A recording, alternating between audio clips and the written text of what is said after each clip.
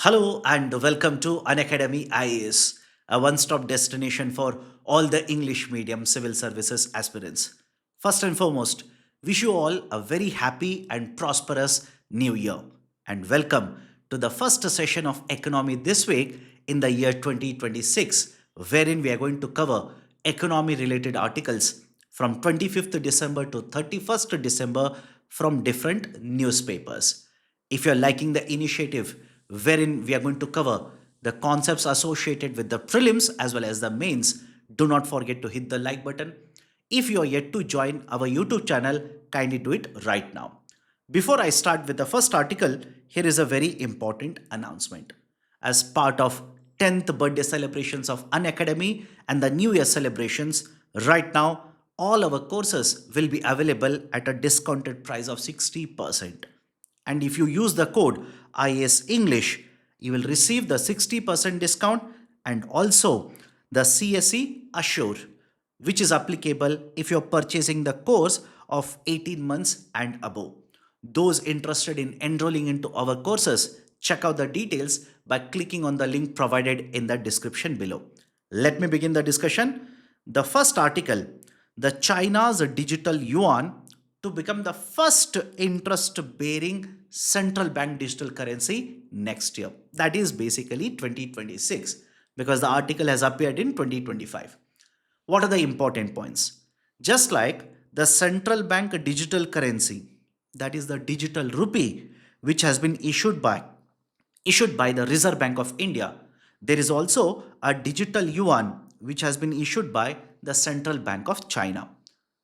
But the important point to note here is the adoption of the digital yuan has been much lesser, and the case is similar in case of India as well.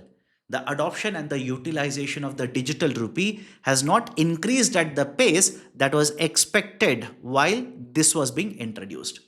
Now, in order to increase the adoption, utilization, and the transactions using the digital yuan, the Central Bank of China has come out with a new announcement. What is the new announcement? When you keep the rupees in your savings bank account, you will earn certain interest. Simple. And the interest amount that you're going to earn will vary from one bank to another bank, will vary from one type of a deposit to another type of a deposit. But in the context of the digital currencies, and specifically I'm talking about the central bank's digital currency, I'm not even talking about cryptocurrency. No, I'm not talking about the stable coins. In India, RBI doesn't promote both of them. Same in case of China. The Central Bank of China is against promotion of cryptocurrencies. It is against utilization of stable coins. In fact, very recently, it has given a statement stating that if there is any utilization of these kind of methods, the central bank will come hard on the users. Now come back to the point here. When you keep the money, for example, let's say I've got certain amount of money in my deposits, that is, let's say savings bank accounts or FDs, etc. I will earn certain interest on it. But when I transfer this particular money into the wallet where I'm going to store the digital rupees, I'm not going to earn any kind of an interest. And that has been one of the concerns of many of the users. In addition to another concern, which is a major one, which is holding back the adoption of the central bank digital currency. In case of India, whenever you want to transact, whenever you want to pay money, even when you purchase a 5 rupee chocolate, when you purchase a 10 rupees vegetables, etc., a lot of times, or I should say, most of the times, I'll simply remove the smartphone, scan the QR code, and make the payment using UPI. We are so much accustomed to using the UPI, even though RBI has been promoting the digital currency, the adoption of that has been very less. In addition to that, the concern is if I keep this in the form of a digital rupee, I'll be losing interest. Now the Central Bank of China has come out with a policy where it simply says even if you hold digital currency, that is digital yuan, and again I'm talking about China now. So far I've discussed in the context of Indian rupee, now yuan. In the context of China, the Central Bank of China now says if you keep the digital currencies, that is the digital yuan, it will give you certain interest income. The interest income that is similar to the deposit rates. With this, the Chinese digital yuan becomes the first ever central bank digital currency to give interest income to the users. And what is the objective behind this?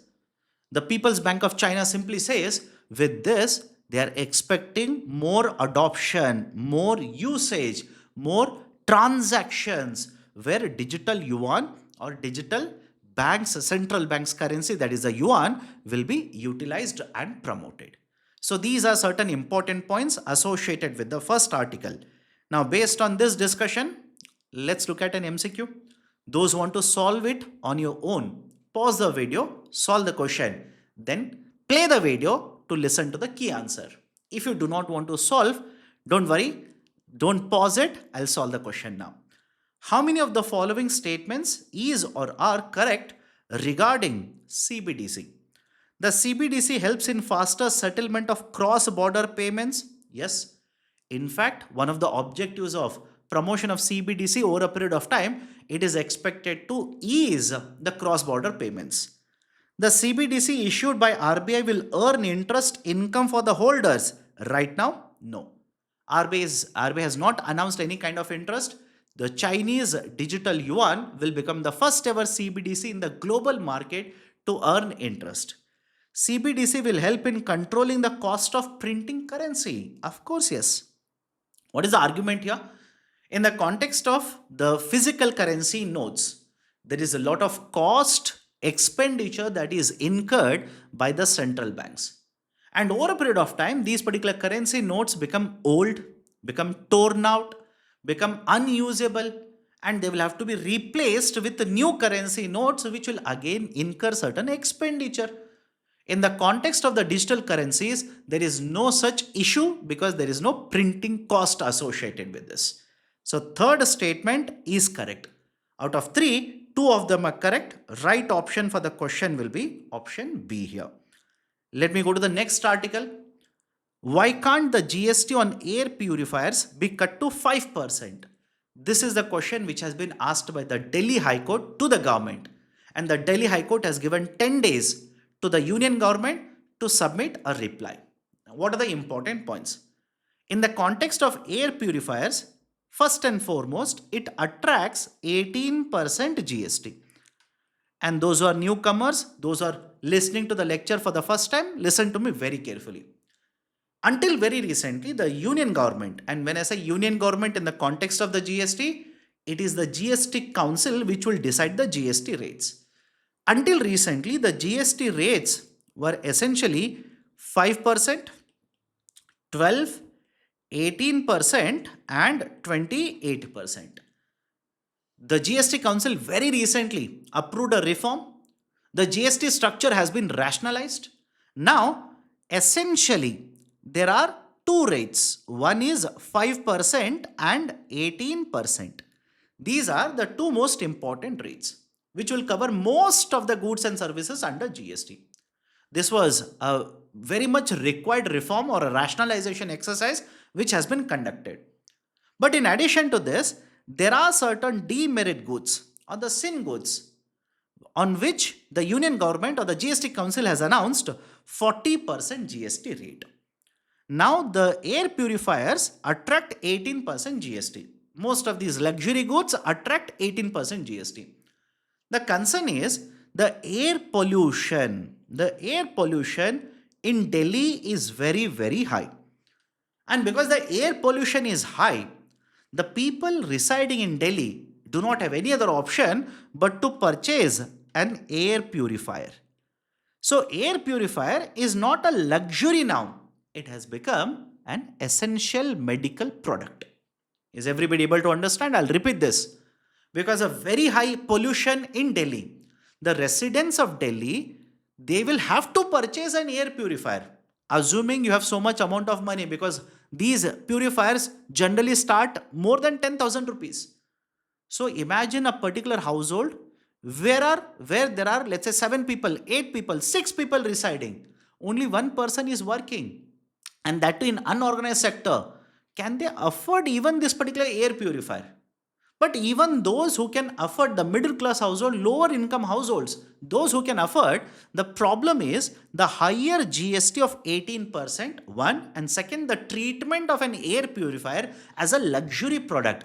It is not a luxury product, now it is a necessity. Stating this, there is a petition which has been filed in the Delhi High Court. The Delhi High Court has asked a question to the union government. This argument seems valid. So, why doesn't the union government simply reduce the GST rate from 18% to 5%? With the reduction of the GST from 18 to 5, the market prices of the purifiers will go down. And when the market prices will go down, these will become more affordable. These will become more affordable for the people residing in Delhi. But the union government simply argues that the rate of GST cannot be unilaterally decided by the union government. Because mind you, when we implemented the concept of GST from 1st July 2017, we had to make certain changes. We had to make certain changes in the law. We had to introduce different pieces of legislation. Under the GST structure right now, the authority which will take decisions regarding the GST rate, it is the GST Council. And the GST Council will have representation of the central government, that is specifically the finance minister, who is the chairperson of the GST Council. In addition to this, there is a representation of the states as well as the union territories with legislature. It is this composition of the council which shall convene and take a decision regarding the GST rate. That is, the argument of the union is, I alone cannot take a decision. I have to call for the GST Council meet. And the GST Council has to take a decision. Now, regarding this, the Delhi High Court has asked, in that case, why can't you simply call this particular GST Council meet virtually? Call the council meet virtually, right? Let's have a virtual meeting of the GST Council and discuss during this particular meeting and take a decision to reduce the GST rate. The union government has simply argued it is not possible. Virtual meeting of the GST Council is not possible. Reason behind that is, right now there is no such provision of a virtual meeting, because when the GST Council has to take a decision, they will have to vote. And the voting, according to the provisions under the law, the voting has to be done in person. The voting has to be done in person. So the virtual meeting is not possible. Regarding this, a detailed reply is expected to be submitted by the union government on the 9th January 2026. Now, in addition to this, is it that easy to reduce the GST rate from 18% to 5% by the GST Council? There is one more complication. What is one more complication? The GST rates, as they were implemented back in the year 2017 and changes made thereafter, one of the issues or one of the problems with the structure was there was a problem of inverted duty structure. What do you mean by inverted duty structure? Generally, the concept of the GST is that on the inputs, a GST will be imposed, and on the output, a GST will be imposed. But please remember, normally what will happen is the tax on the input will be smaller compared to tax on the output. I'll repeat the statement. The tax on the input will be smaller compared to tax on the output. And whatever is the tax on the input collected by the government, it will be credited back. Meaning, let me give you a simple example. Imagine on the input, the government will collect 10 rupee. On the output, the government will collect 12 rupee. Under the GST mechanism, whatever is the tax collected on the input will be credited back. Meaning what? 10 rupees collected, given back, and the 12 rupee is collected. But in case the government will decide to reduce the GST rate on the air purifiers from 18% to 5%, it might actually lead to a situation wherein the tax on the inputs which are credited back by the government will become greater compared to the tax on the output. And that is called as inverted duty structure. The government has gone through a lot of reforms, has gone through a lot of pain in order to address this particular inverted duty structure. Now, if suddenly the tax rate is reduced from 18% to 5%, it could again lead to the inverted duty structure wherein the tax on the output is smaller, tax on the input will become greater, and that essentially means government will pay more compared to what they are collecting. Right, so these are some of the issues associated with the air purifier and the GST debate that is happening in the recent times. Now, based on this, let's solve an MCQ. Consider the following statements. The highest rate allowed under the GST law is 40%. This statement is correct. 40% is the highest rate. CGST of 20, SGST of 20. Right? Maximum 40% under the law. The GST Council recommendations are legally binding on the government. The GST Council recommendations are legally binding. Underline the term legally binding. A lot of you will feel this is correct, but no, this is incorrect. There is a judgment issued by the Supreme Court of India, that is Union of India versus Mohit Minerals. Mohit Minerals.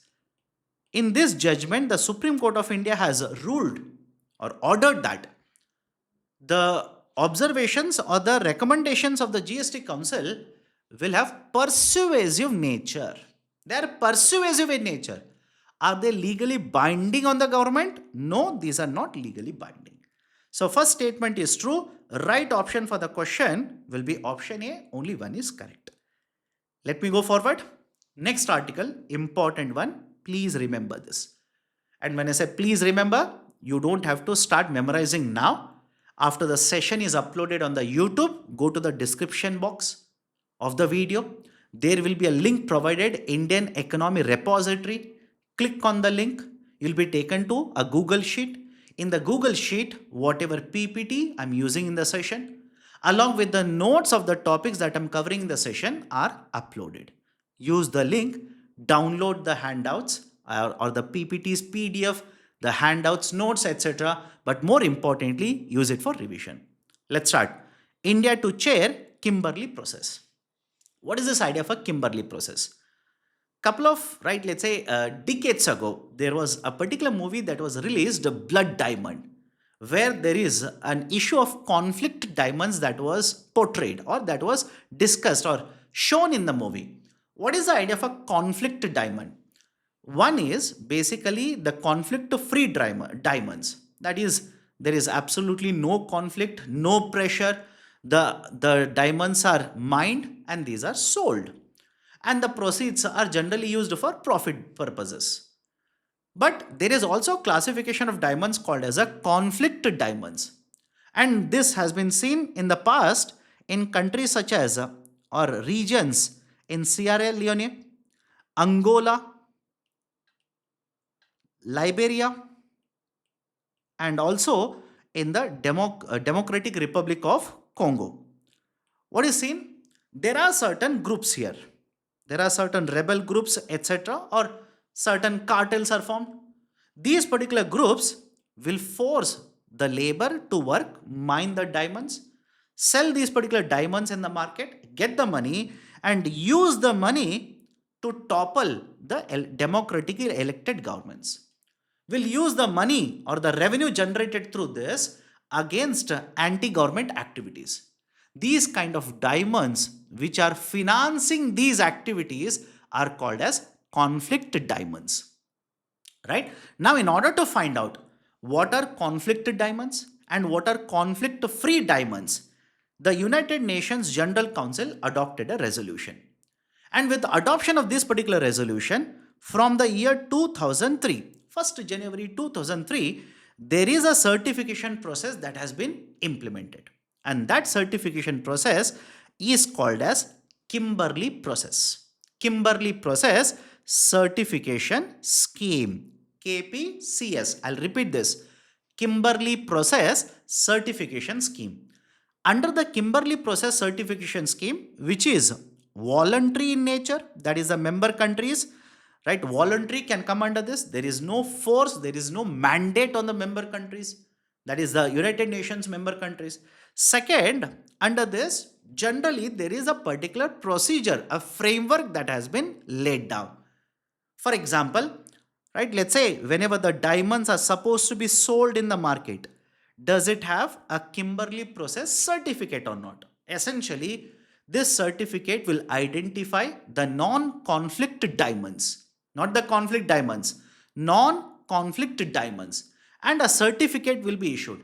And this, using this particular certificate only, the trading of the diamonds will take place in the market. It is essentially to identify only the non-conflict diamonds and support the trading of that, so that the trading of conflict diamonds will be affected and it will be discontinued and it will be prohibited. That particular process is called as Kimberly Process Certification Scheme. Right now, there are 60 members of Kimberly Process, and India will be chairing, after vice chairing in 2025, India will be chairing the Kimberly Process for the third time in the year 2026. For the third time, India will be chairing the Kimberly Process as a chairman, right, in the year 2026. And more importantly, the Kimberly Process Certification Scheme is a tripartite arrangement. It is a tripartite arrangement. That is, there are three parties associated with the Kimberly Process. The three parties are: one, the participants in the diamond industry; second one is the civil society organizations; and the third one is the governments across the globe. Right? So these are certain very important points. India will be, right, chairing the Kimberly Process for conflict-free diamonds trade from January 2026. And please understand, according to the statement issued by the Government of India will drive the focus, implement more process which will promote transparency, which will introduce a better certification process, tracking of the conflict-free diamonds, etc., etc. So these are certain points associated with this article. Now, based on this, let's solve an MCQ. Consider the following statements regarding the Kimberly Process Certification Scheme. It is mandatory for all the UN member countries. Incorrect. It is voluntary. India is a signatory and has become the chair for the first time in 2026. Underline the term "for the first time." No, this is incorrect. Is India a signatory? Yes. Has India implemented this? Yes. But is it going to become the chair for the first time in the Kimberly Process? No, this is incorrect. It is a tripartite initiative. Tripartite means three parties. Yes, the statement is correct. So out of three statements, only one is correct. Right option for the question will be option A, only one. Now, let's go to the next article. India-Australia Free Trade Agreement. Australia to remove tariffs on India's exports from January 1st. What are the important points? Listen to me carefully. Out of one of the trade agreements that India has signed in the last couple of years, that is post 2021, one is with Australia. It's an important agreement. In the context of Australia, initially the government of India signed, right, basically a small part, that is a very small part of the trade, or limited part rather than small part, a limited part of the trade was covered under the trade agreement. And such kind of trade agreements where limited part of the trade, not the complete trade, limited part of the trade is covered, these are called as early harvest trade deal. Early harvest trade deal. And this particular deal has come into force from December 2022, which essentially means 23, 24 and 25. This particular trade agreement this year has completed 3 years. This year has completed 3 years. Now, after, right, the completion of 2025, from 1st January 2026, the good news is that all the exports from India to the Australian market, all the merchandise or the goods exports from India to the Australian market will attract zero tariffs. Will attract zero tariffs. So far, around 98% of them, let's say the exports attracted zero. And since 2022, the rates have been reduced by Australian government by 1% every year. Now, from the 1st January 2026, all the merchandise exports from India will start attracting zero tariffs. This is one very important point you need to remember in the context of India and Australia. Second important point is in the context of the trade agreement, historically, India has signed multiple trade agreements. But one concern that has been raised in the context of these particular trade agreements is the fact that after signing the trade agreement, the bilateral the trade has increased, the bilateral trade has increased, but at the same point of time, the trade deficit that India has with the other partner also has increased.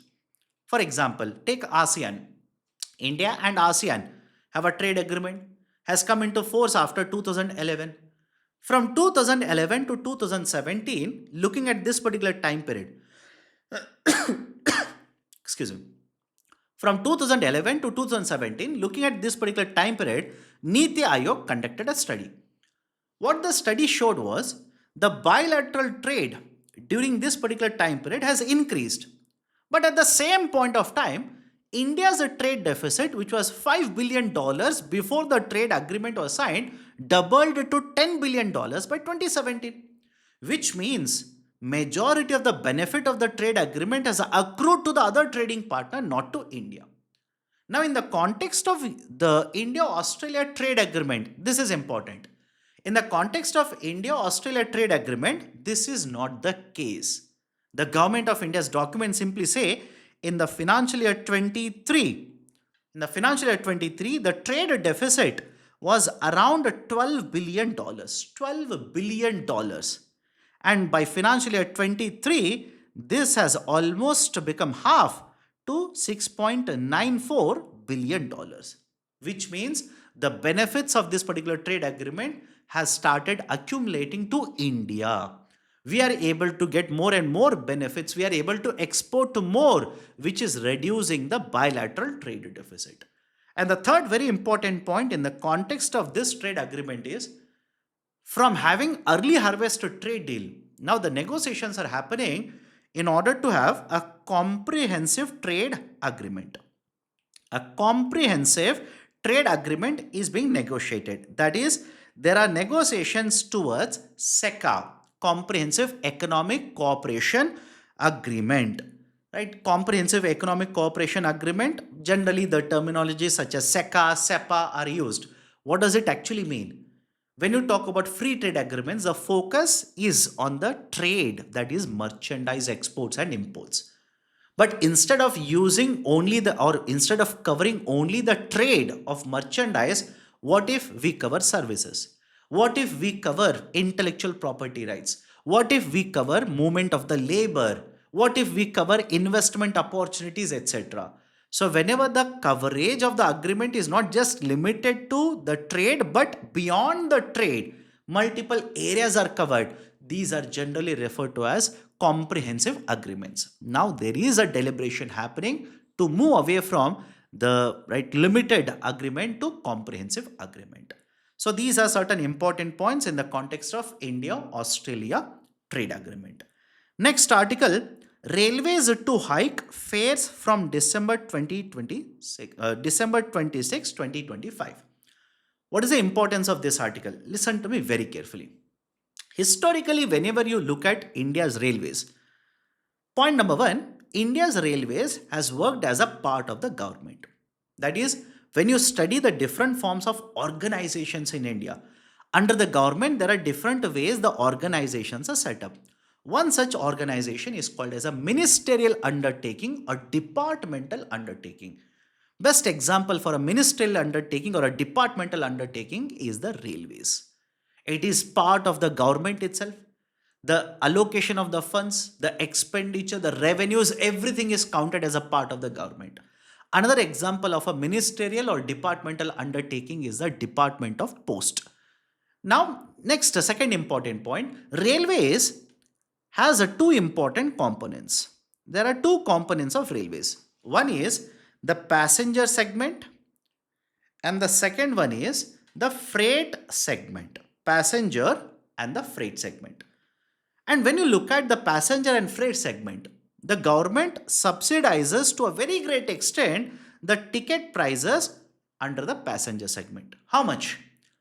Back in the year 2022, there was a discussion associated with the subsidy provided for senior citizens.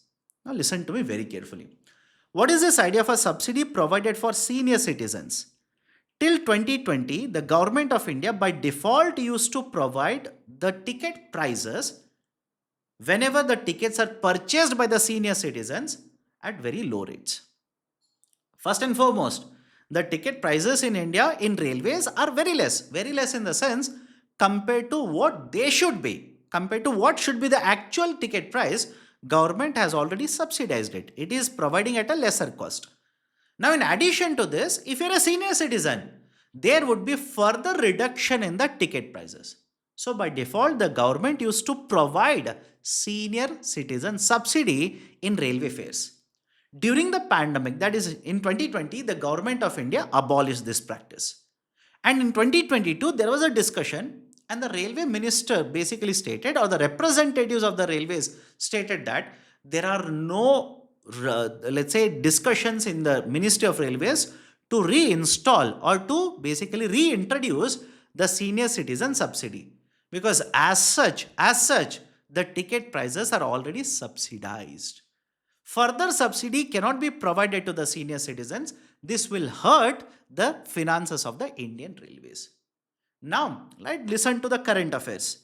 The Ministry of Railways simply says, right now, the railway ticket prices are subsidized at 40%. Railway ticket prices are subsidized at 40%. So, the Ministry of Railways this year, for the second time, this has not been done by the ministry for a very long time now. That is, for the second time in the same year, the ministry announcing a hike in the railway tariffs or railway fares. The railway fares have been increased.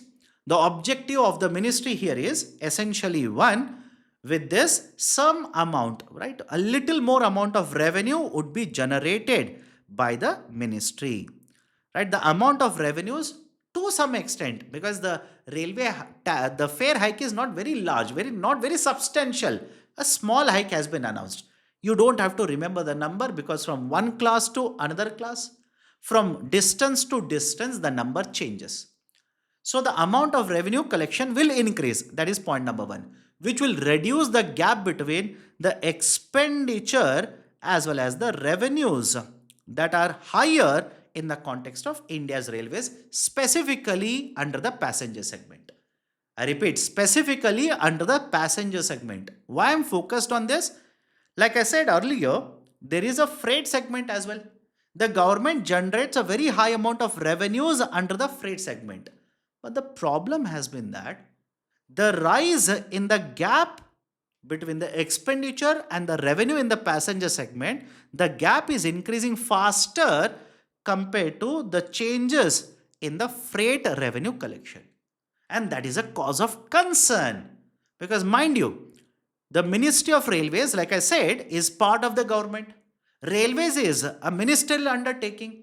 If the revenues generated by the railways are not sufficient, what generally happens? They will tap into the finances of the government. And that has been happening right in the past as well. That shows weakness. There is a need to improve the revenue mobilization through the railways rather than depending on the finances of the union government. So what is the way forward regarding this? Listen to me carefully.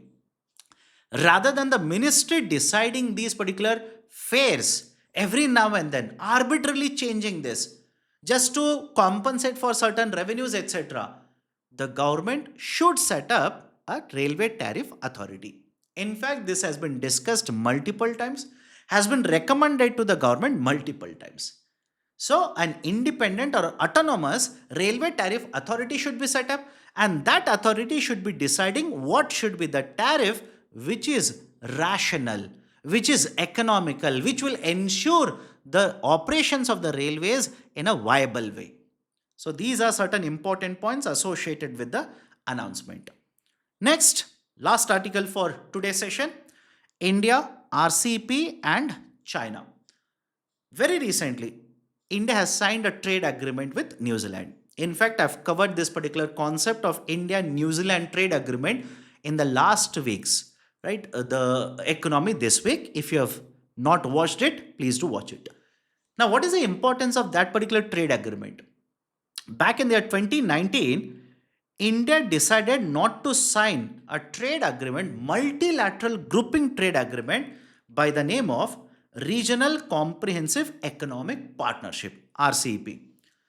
Originally, when it was announced, it was supposed to be a 16-member grouping, 16-member trade grouping. There would be ASEAN members, 10 ASEAN members. And before I go forward, yes, I know, please don't point out that, sir, you said 10 ASEAN. But now there are no 10 ASEAN members, there are 11 ASEAN members. I'm talking about the original proposal. And those who do not know, very recently, Timor-Leste has become the 11th ASEAN member. Please note down that. So, originally, the 10 ASEAN members, in addition to the ASEAN members, China, Japan, South Korea, Australia, New Zealand, and India. This was supposed to be a 16-member grouping. But India raised concerns regarding the provisions that have been proposed under the RCEP. Because right now, without having this kind of a, let's say, zero tariff, without abolishing the tariffs, India has a huge trade deficit with China. And according to the latest data, it is almost $100 billion. Almost $100 billion. So imagine, according to the RCEP, now these particular tariffs will have to be abolished, reduced to zero. With that, amount of exports from China into India would suddenly increase. And this will hurt India's manufacturing. This will suddenly increase the trade gap that was existing between India and China. Citing these kind of issues, India walked away from signing RCEP. Now, cut to 2025. What are the member countries I said? ASEAN is basically part of RCEP. New Zealand, Australia, Japan, South Korea. Now look at the situation. India slowly and steadily either is renegotiating the trade agreement with these countries that it has signed separately, not as part of RCEP, separately, or it is negotiating and signing a trade agreement. For example, with Australia, already, let's say the trade agreement has been signed. We want to make it comprehensive now. With New Zealand, very recently, the negotiations have been completed. We are basically trying to sign this particular trade agreement as soon as possible. With ASEAN, the trade agreement is already existing. We want to expand. We want to cover, we want to renegotiate, basically make certain changes to the existing ASEAN agreement. So argument is India slowly and steadily, without yielding to, let's say, the demands under the RCEP, without opening up the market to the Chinese exports, which would have hurt Indian market, which would have hurt India's manufacturing, has slowly and steadily ratcheted up, has signed, renegotiated trade agreements with other members of RCEP. That is basically the importance of these agreements being negotiated by India, signed by India, or renegotiated by India in recent times. Done? So these are certain important concepts, articles, as well as the questions that I wanted to discuss with you people on the 1st January 2026. Before I wind up the session, once again, wish you all a very happy and prosperous new year. Wish all of you the best of luck. If you have liked the discussion, do not forget to hit the like button. If you are yet to join our YouTube channel, kindly do it right now. See you next week with another set of articles. Till then, take care.